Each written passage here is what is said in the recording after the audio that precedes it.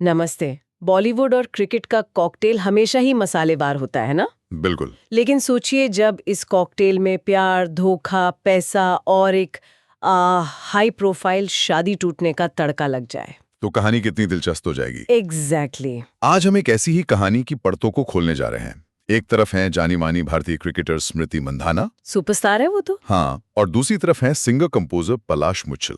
इनकी शादी होने वाली थी, लेकिन अब ये रिश्ता एक बहुत बड़े विवाद में बदल चुका है।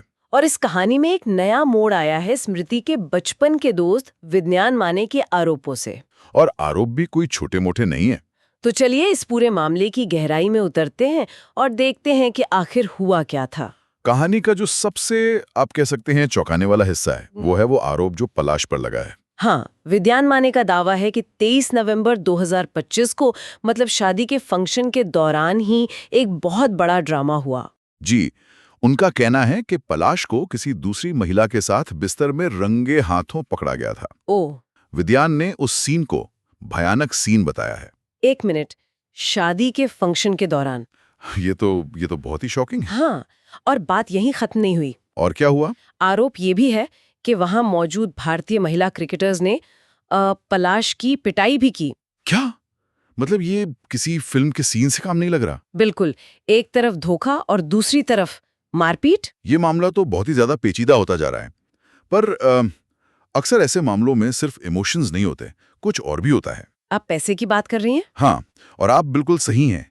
ये मामला सिर्फ धोखेधड़ी का नहीं है, इसमें पैसों का भी एक बहुत बड़ा एंगल है। अच्छा। विद्यान माने, जो खुद एक एक्टर प्रोड्यूसर हैं, उनका आरोप है कि उन्होंने पलाश और उनके परिवार के साथ एक फिल्म में 40 लाख रुपए से ज्यादा इन्वेस्ट किए थे। 40 लाख? ये तो बहुत बड़ी रकम है। बहुत बड़ी। और अब उन्हें उनके पैसे वापस नहीं मिल रहे। जाहिर सी बात है। वापस मिलना तो दूर की बात है। विद्यान का कहना है कि जब उन्होंने पिछले महीने पलाश की मां अमिता मुच्छल से बात की, हाँ, तो उनसे फिल्म को रिलीज करने के लिए 10 लाख रुपए और मांगे गए। मतलब जिसका पैसा लगा है उसी से और पैसे मांगे जा रहे हैं।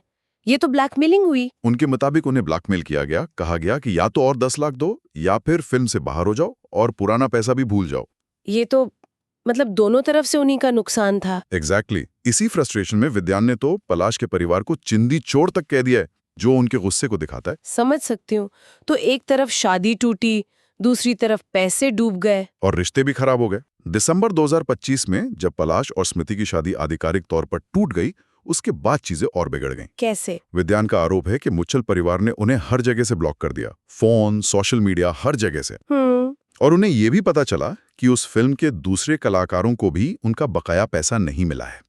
वो कहते हैं कि उन्होंने इंडस्ट्री में डायरेक्टरों द्वारा प्रोड्यूसरों को ठगने की कहानियां सुनी थी, लेकिन ये तो उनके शब्दों में पूरी तरह से चोरी है। पर क्या उनके पास इन सब बातों का कोई सबूत है? क्योंकि आरोप लगाना एक बात है। उन्होंने दावा किया है। विद्यान का दावा है कि उनके पास अपनी बात साबित करने के लिए सारे सबूत हैं, चैट्स, फोन कॉल्स, सब कुछ। और वो ये सब पुलिस को देने के लिए तैयार हैं। तो ये तो हुई एक तरफ की कहानी। अब सिक्के का दूसरा पहलू भी देखना जरूरी है ना? बिल्कुल, और वो पहलू भी उतना ही मजबूत नजर आता है। पलाश मुच्छल ने इंस्टाग्राम पर एक स्टोरी डालकर इन सभी आरोपों को सिरे से खारिज कर दिया है। क्या कहा उन्होंने? सीधा और सपाट कि ये सारे दावे झूठे, बेबुनियाद और उनकी इमेज खराब करने की नीयत से लगाए गए हैं और वो इसके खिलाफ कानूनी कार्रवाई करेंगे। एक स्टैंडर्ड डिनायल। लेकिन उनके वकील ने जरूर कुछ पॉइंट्स उठाए होंगे। हाँ, और यहीं से केस इंटरेस्टिंग हो जाता है। उनके वकील श्रेयांश मिथारे ने कुछ बहुत जरूरी सवाल उठाए हैं। पहला, टाइमिंग। टाइमिंग मतलब विद्यान इतने समय तक चुप क्यों थे? एग्जैक्टली। वकील का पॉइंट है कि अगर ये सब नवंबर में हुआ तो वो इतने हफ्तों तक इंतजार क्यों कर रहे थे? शादी टूटने के ठीक बाद ही वो सामने क्यों आए? ये सवाल तो जायज है। ये थोड़ा संदिग्ध लगता है। और दूसरा बड़ा सवाल सबूतों को लेकर है। वकील का कहना है कि विद्यान ने पैसे दिए, इसका क्या सबूत है? कोई चेक या बैंक ट्रांसफर की डिटेल है? राइट। आजकल तो सब डिजिटल होता है, कुछ तो रिकॉर्ड होगा। और पलाश को किसी महिला के साथ पकड़े जाने का क्या सबूत है? क्या विद्यान के अलावा कोई और गवाह है जो सामने आकर ये बात कहेगा? खासकर वो महिला क्रिकेटर्स जिनका नाम लिया गया, क्या वो गवाही देंगी? ये बहुत बड़ा सवाल है। वकील ने यह भी साफ किया है कि वो विद्यान को सीधे तौर पर नहीं जानते। उनकी मुलाकात स्मृति के पिता के जरिए हुई थी। मतलब वो एक तरह से बाहरी व्यक्ति हैं। तो पलाश का कैंप इसे एक साजिश की तरह दिखा रहा है। बिल्कुल, एक सोची समझी साजिश। और इस पूरे हंगामे के बीच स्मृति मंधाना, उन्होंने तो कुछ कहा ही नहीं। और शायद यही सबसे समझदारी भरा कदम है। स्मृति मंदाना ने बहुत गरिमा बनाई रखी है। उन्होंने बस एक बयान जारी करके ये कंफर्म किया था कि शादी कैंसिल हो गई है और प्राइवेसी की अपील की थी। जी, उन्होंने इस मुश्किल समय में सबसे प्राइवेसी की अपील की थी। उनकी तरफ से इन आरोपों पर कोई टिप्पणी नहीं आई है, जो शायद सही भी है। सही बात है, वो एक नेशनल एथलीट हैं, उनका फोकस कहीं और होना चाहिए। बिल्कुल, इस कीचड़ उछालने वाले खेल से दूर। तो कहानी अब हमारे सामने है।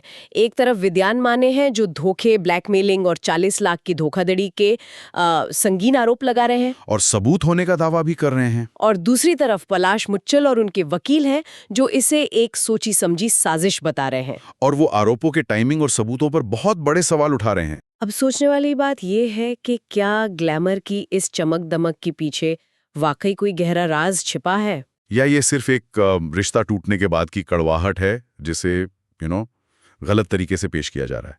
इसका सच तो शायद अब कानूनी जांच के बाद ही सामने आएगा। बिल्कुल, सच और झूठ का फैसला तो अब कानून ही करेगा। तो यहाँ से अब आगे क्या, मतलब अब अगला कदम क्या होगा? देखिए, विद्यान ने महाराष्ट्र के सांगली में एक औपचारिक शिकायत दर्ज करवाई है। अच्छा, एफआईआर हो गई है? नहीं, अभी एफआईआर नहीं है। पुलिस पहले एक शुरुआती जांच करेगी, जिसे प्रिलिमिनरी इंक्वायरी कहते हैं। वो दोनों पक्षों से बात करेगी, देखेगी कि आरोपों में कितना दम है। और अगर उन्हें लगा कि मामला बनता है तब इसे एफआईआर में बदला जाएगा और उसके बाद ही असली कानूनी प्रक्रिया शुरू होगी। पूछताछ, सबूत इकट्ठा करना, ये एक लंबी प्रक्रिया है। तो मतलब अभी हमें इंतजार करना होगा। हाँ, काफी इंतजार। तो कहानी के दो पहलू हमारे सामने हैं। एक पक्ष कह रहा है आग लगी है, देखो मेरे पास सबूत है, और दूसरा पक्ष कह रहा है ये सिर्फ धुआं है जो जानबूझकर फैलाया जा रहा है। और इन दोनों के बीच में है स्मृति मंधाना, जो खामोशी से शायद अपना गेम खेल रही हैं या शायद बस अपनी जिंदगी जी रही हैं इन सब से दूर। और इसी के साथ हम आज की ये चर्चा यहीं खत्म करते हैं। लेकिन जाने से पहले एक सवाल सबके लिए छोड़ जाते हैं। जब पब्लिक हंसियों के निजी रिश्ते इस तरह पब्लिक डोमेन में आते हैं तो सच और अफवाह के बीच की लाइन कितनी धुंधली हो जाती है।